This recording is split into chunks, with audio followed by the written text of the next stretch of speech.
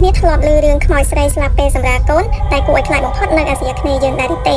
នាងមានឈ្មោះថាផុនទីអាណានៅប្រទេសម៉ាឡេស៊ីនិងឥណ្ឌូនេស៊ីមានរឿងព្រេងមួយដែលគេនិយាយតៗគ្នាថាគួរឲ្យខ្លាចបំផុតជាងរឿងណាទាំងអស់ផុនទីអាណាគឺជាស្ត្រីម្នាក់ដែលបានស្លាប់នៅពេលដែលនាងសម្រាលកូនព្រលឹងនាងមិនបានស្ងប់នោះទេហើយត្រឡប់មកជាខ្មោចដ៏គួរឲ្យខ្លាចបំផុតនាងបានស្លាប់មុនពេលសម្រាលដោយការឈឺចាប់និងទុក្ខសោកព្រលឹងនាងពោពេញទៅដោយការចងកំហឹងនិងចងអាឃាតដើម្បីមកសងសឹកបុរសនិងមនុស្សដែលធ្វើឲ្យនាងទទួលរងសេចក្តីឈឺចាប់ផុនទីអាណាតែងតែបង្ហាញខ្លួនជាស្រីស្អាតស្លៀកសម្លៀកបំពាក់ពណ៌សសក់វែងខ្មៅក្រឹបនិងមានក្លិនផ្កាចំប៉ីដែលជាសញ្ញាថានាងនៅចិត្តនោះនៅពេលដែលនាងចូលចិត្តក្លិននោះនឹងបដូរទៅជាក្លិនឆ្អាបឈាមទៅវិញខណៈពេលដែលនាងបង្ហាញរូបពិតនាងមានមុខរលេះរលួយភ្នែកពណ៌ក្រហមមានឈាមនិងហាមាត់ធំដើម្បីវាយប្រហារជនរងគ្រោះគេនិយាយថាផុនទីអាណាសម្រាប់មនុស្សប្រុសនៅពេលយកព្រះច័ន្ទពេញបរមីនាងអាចនឹងបង្ហាញខ្លួនជាស្រីស្អាតដើម្បីទាក់ទាញពួកគេនាងវាយប្រហារលើដើមទ្រូងបុរសនោះដោយក្រចករបស់នាងឬស៊ីបេះដូងតែម្ដងគេនិយាយថានាងតែងរស់នៅឯដើមចំប៉ីនៅឯជាភូមិនៅពេលដែលមានខ្យល់បក់យើងនឹងឮសំឡេងស្រែកដូចជាស្ត្រីយំ